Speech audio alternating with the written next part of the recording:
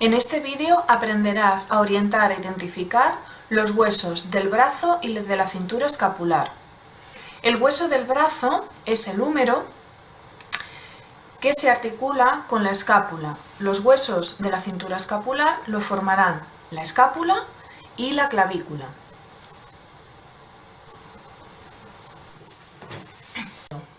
El húmero es el hueco que ocupa la porción del brazo en la extremidad superior. Para orientarlo, lo primero que tenemos que distinguir es cuál es la parte superior e inferior. Es muy fácil. Nos fijamos que en un extremo hay una bolita, una bola, mientras que en el otro hay una especie de cilindro. Pues bien, el extremo con la bola es el superior. Por tanto, esta sería la epífisis proximal del húmero y esta sería la epífisis distal del húmero. Esta bola es la que se va a articular en la articulación del hombro, por tanto, siempre tiene que estar orientada hacia la parte medial. De manera que sabemos cuál es la parte superior, inferior, medial y lateral. Ahora tenemos que saber si esto va así o va en esta posición. Por tanto, buscamos cuál es la parte anterior y posterior del hueso. Hay una estructura que nos llama mucho la atención. En la parte distal hay un hueco aquí enorme, una fosa muy grande. Esta fosa es la fosa del olecranon y siempre está orientada hacia la parte posterior. De manera que si lo coloco hacia la parte posterior, todo esto sería anterior y esto medial, estaríamos hablando de un húmero del lado izquierdo.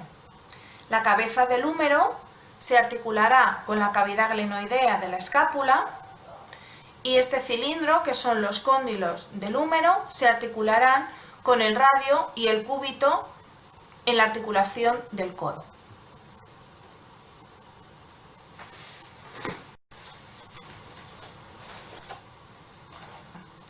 La escápula es el hueso que forma parte de la cintura escapular y podemos observar que tiene una forma de triángulo, forma triangular, con unos bordes y unos ángulos. Pues bien, hay un ángulo en el que tenemos muchas estructuras, de las cuales nos llama la atención sobre todo esta estructura con forma de pera o con forma de gota.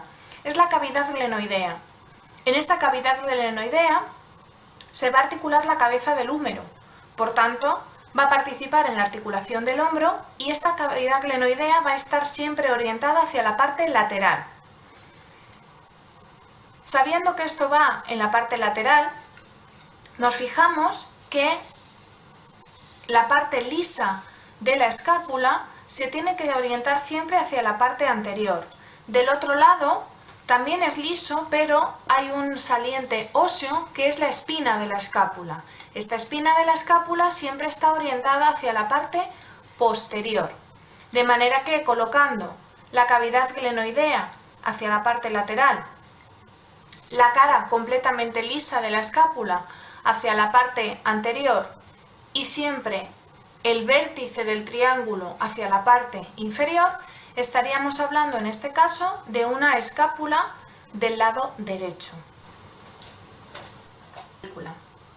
La clavícula es un hueso que a veces nos resulta complicado orientarlo en el espacio, pero va a ser muy fácil si seguimos tres pasos. El primer paso es localizar cuál es la parte superior e inferior del hueso. Si nos fijamos, tiene forma de S y es un hueso plano, es decir, tiene una cara superior e inferior. Nunca vamos a colocar una clavícula en el cuerpo así, sino siempre de forma plana. En una de sus superficies no hay ningún tipo de estructura, es completamente lisa. Mientras que en la contraria vamos a tener una serie de rugosidades, unos tubérculos, bultos, etc. Esta cara que tiene rugosidades y estructuras óseas va a ser la cara inferior y la que es completamente lisa es la cara superior. De manera que vamos a dejarla así porque ya tenemos orientadas cada una de esas dos caras. El segundo paso es averiguar cuál es el extremo medial y cuál es el extremo lateral. Si nos fijamos, hay un extremo que es más ancho y el otro extremo es mucho más planito. Pues bien, el extremo planito es el extremo lateral y el extremo más ancho es el extremo medial. También podemos llamar al extremo medial el extremo esternal, porque se va a articular con el esternón.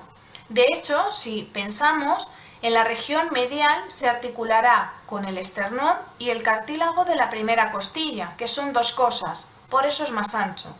Mientras que el otro extremo, el lateral, es más estrecho, también se llama extremo acromial porque se articula con el acromion de la escápula, es una cosa y por eso es más estrecho. De manera que ya tenemos cuál es la parte superior, cuál es la parte medial y lateral. El tercer paso es fijarnos en la curvatura de este hueso. Si nos fijamos, tenemos un hueso que hace una S. Pues bien, si nos tocamos nuestra propia clavícula en el cuerpo, desde la parte medial a la parte lateral, vamos a observar que primero tenemos una convexidad y después tenemos una concavidad. Pues eso es lo que tenemos que comprobar. Si yo la coloco, esta clavícula, como si fuese mía del lado izquierdo, es del lado izquierdo, esto sería medial y esto sería lateral, con lo cual coincide primero convexo y luego cóncavo. Sin embargo, si la colocase del lado derecho, esto es medial y esto sigue siendo lateral, fijaos cómo ahora la curva está al contrario, primero es cóncavo y luego es convexo. Esto es completamente incorrecto.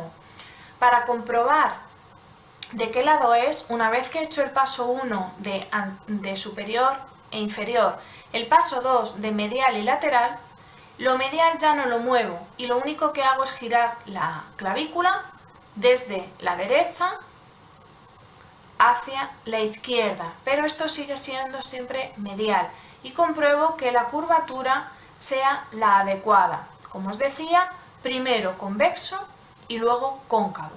De manera que tengo la clavícula perfectamente orientada en el espacio, en este caso una clavícula izquierda.